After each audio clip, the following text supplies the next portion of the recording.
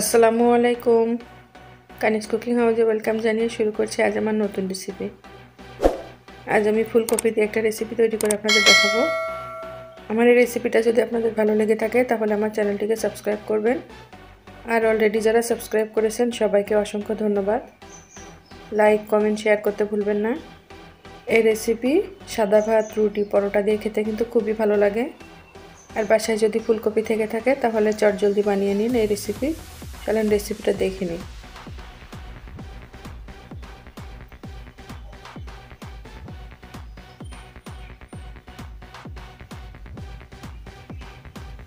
আমি একটা প্লেট নিয়েছি, প্লেটের মধ্যে একটা মাঝারি সাইজের ফুলকপি দিয়ে দিচ্ছি। একটু হাতের মধ্যে তেল নিয়ে আমি ফুলকপির উপরে তেলটা মাখিয়ে নেব। এই তেল মাখানোটা আপনারা ব্রাশ দিয়েও করতে পারেন।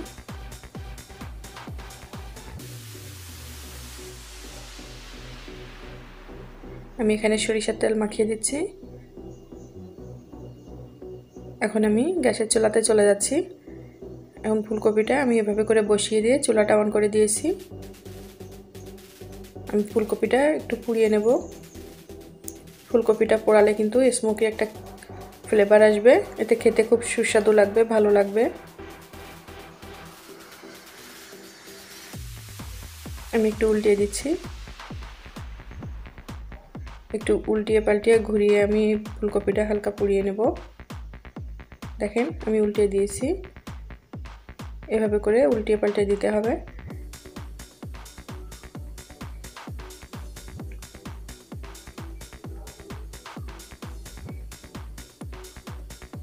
এই শীত যাওয়ার আগে কিন্তু ফুলকপির রেসিপিটা আপনারা একবার ট্রাই করবেন। এখন আমি ফুলকপিটা নামিয়ে নিয়ে ফুটান্ত গরম পানি দিয়ে 5 মিনিট ভিজিয়ে রাখবো। এর মধ্যে যদি কোনো পোকা থাকে এটা বেরিয়ে আসবে। আমি চুলাতে একটা ফ্রাই প্যান দিয়ে দিচ্ছি 2 টেবিল চামচের মতো সরিষার তেল। আমি এই রেসিপিটা সরিষার তেলে করব। এখন আমি দিয়ে দিচ্ছি 2 টেবিল চামচের মতো পেঁয়াজ কুচি।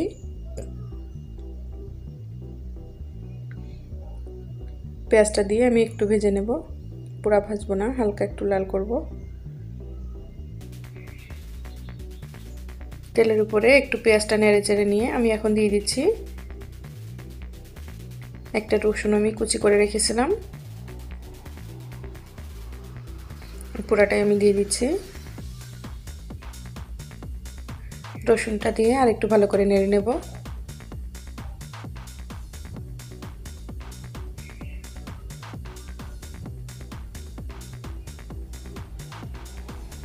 এবার আমি দিয়ে দিচ্ছি 1 টেবিল চামচের মতো আদাটা আমি কিমা করে রেখেছিলাম, ওটা আমি পুরা বেটে দেইনি। একটু মুখে পড়লে ভালো লাগবে খেতে, এর জন্য একটু হালকা কিমা করে দিয়েছি যাতে মুখে পড়ে।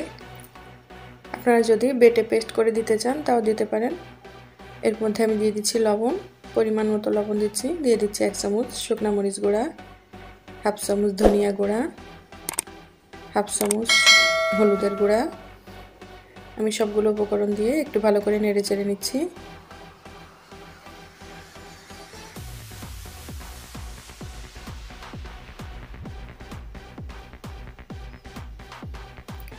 মশলাটা আমি একটু কষিয়ে নেব।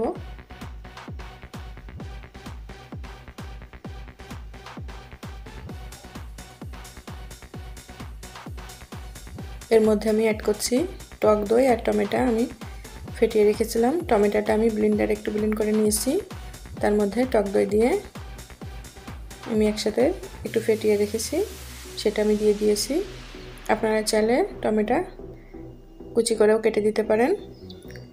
মশলাটা আমি এভাবে রেখে এরপর আমি ফুলকপিটা পানি থেকে উঠিয়ে এখন আমি গ্রেটার দিয়ে গ্রেট করে নিচ্ছি।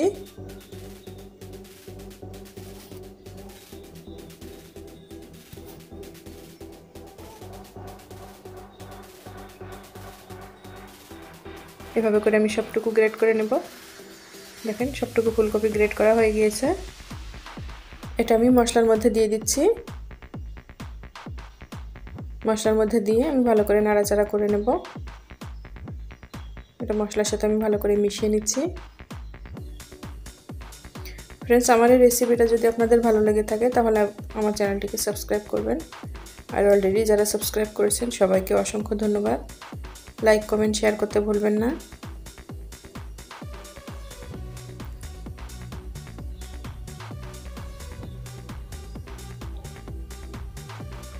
এর মধ্যে আমি দিয়ে দিচ্ছি সিদ্ধ করে রাখা মটরশুঁটি।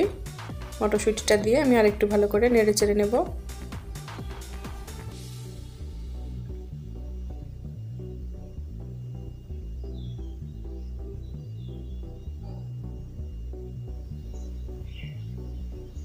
ফুলকপির এই রেসিপিটা খেতে কিন্তু খুবই মজাদার একটা রেসিপি। আমি এখন ঢেকে দিচ্ছি 2-3 মিনিটের জন্য। ঢাকাটা খুলছি এবার। ঢাকাটা খুলে আমি আর একটু ভালো করে নেড়ে চেড়ে নেব।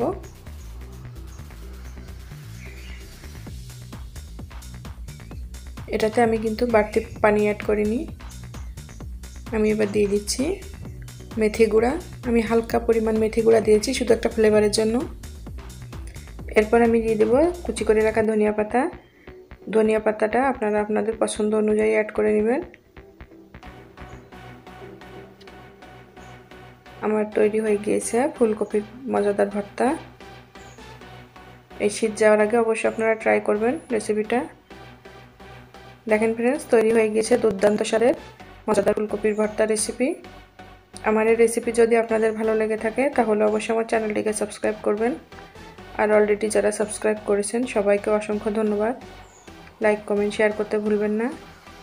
আর নিত্য নতুন রেসিপি পেতে বেল আইকন অবশ্যই অন করবেন। আর ফ্রেন্ডস, আমার এই রেসিপি পুরো প্রস্তুত প্রণালী ডেসক্রিপশন বক্সে দেওয়া থাকবে, চাইলে ওখান থেকে দেখে নিতে পারেন। আল্লাহ হাফেজ।